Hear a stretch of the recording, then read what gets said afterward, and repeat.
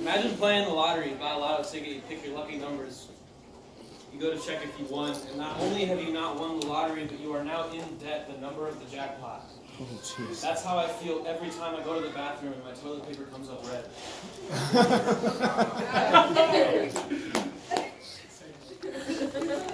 Speaking of which, I recently saw a building that was half Mexican restaurant, half urgent care clinic. I had so many questions right off the bat.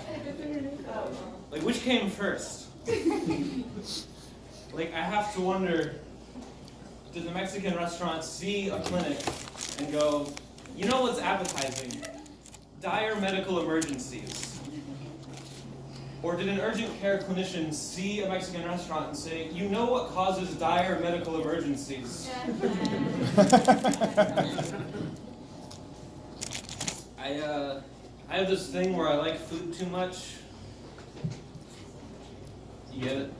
So, I don't know, my thing is, I don't like food too much. I like all the bad foods, the ones with sugar and carbs and MSGs and whatnot.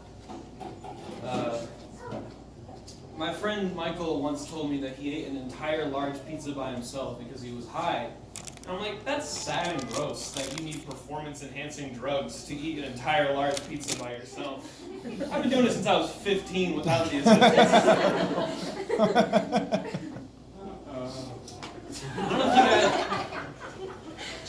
I don't know if you guys remember when you were little and you would ask your parents to buy you something and it'd be like, when you have your own job and your own money, you can have as much of that thing as you want.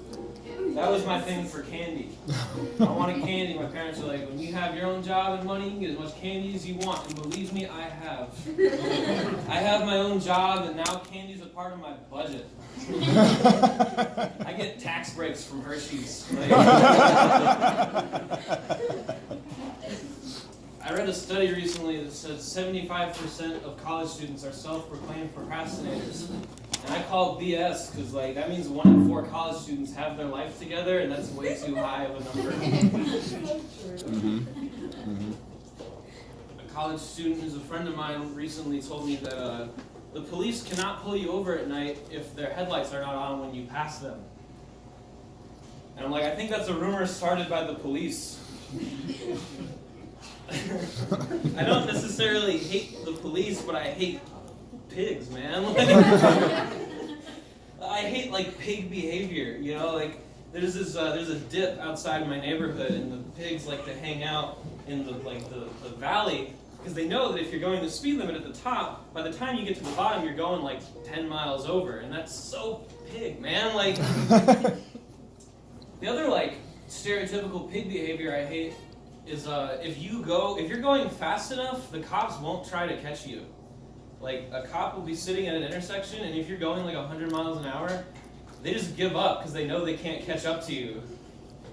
And that's upsetting to, I guess I just have beef because the pork's being chicken. Anyway, so it's spooky season, we're all aware. As a lot of you are dressed up in costumes, which I appreciate. You dressing up just for my show. I wanted to talk about something traditionally hilarious, a serial killer. John Wayne Gacy is one of the most prolific, that's probably not the right word, notorious, infamous serial killers in American history. Between 1972 and 1978, he murdered 33, on record, teenage boys, which, hot take, is too many. There's way too many murders of anyone. In 1972, he picked up a teenage boy named Timothy from a bus station, and he told them that he could spend the night at his place and he would bring him back to the bus station in the morning. Timothy had run away from home. Now keep in mind, it was the 1970s.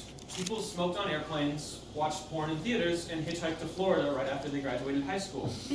It was a wild time. So this kid went home with Mr. Gacy.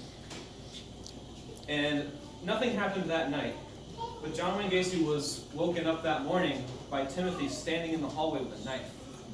Somehow this kid had figured out that John Wayne Gacy had bad intentions, and he knew he had to act fast, so John Wayne Gacy jumped up, he grabs the kid, he pushes him against the wall, he takes the knife, He stabbed him, threw him on the ground, and he killed him. This was his first murder. He was quoted later saying that the rush of killing him gave him a mind-numbing orgasm. You guys heard what I just said, right? What the hell? The story doesn't end there, though, as funny as that was. He stepped, I assume, over the body, through his living room, and into the kitchen, where he discovered an open carton of eggs and an uncut slab of bacon. The kid was cooking breakfast and forgot he was holding the knife. He had no idea John Wayne Gacy planned on killing him, or worse. So I can only imagine that kid's last thoughts were, "Wow, Mr. Gacy sure isn't a morning person." And like, let's be real, do you eat the breakfast at that point? You don't want to be rude, you already killed the kid.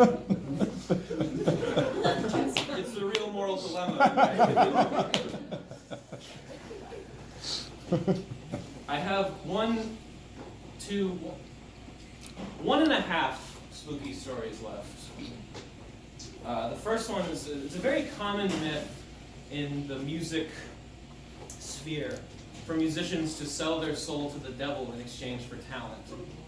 And one of the most infamous examples of this was Robert Johnson, a prolific blues guitarist from the Delta in the 30s.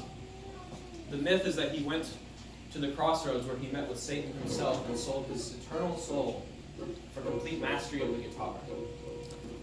Now, I don't believe in it because Robert Johnson is an African American. That might not make sense to you, but think about it. Okay, here's the thing. I'm not recommending anyone sell their soul to the devil, but here's the thing. If you're going to do it, you know he can give you whatever you want, right? He's like the second most powerful thing that there is. And as a black man in Mississippi in the 30s, I feel that Robert Johnson had other stuff to wish for.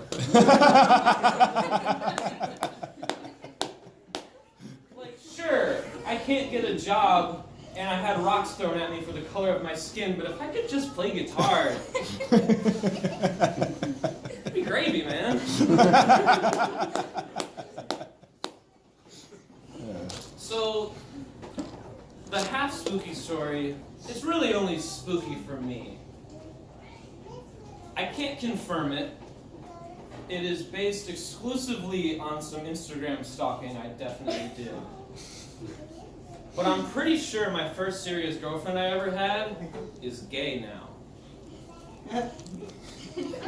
Woo! Yeah. Alright, here's the thing, man. I have nothing but love and support for the LGBT community, except for her.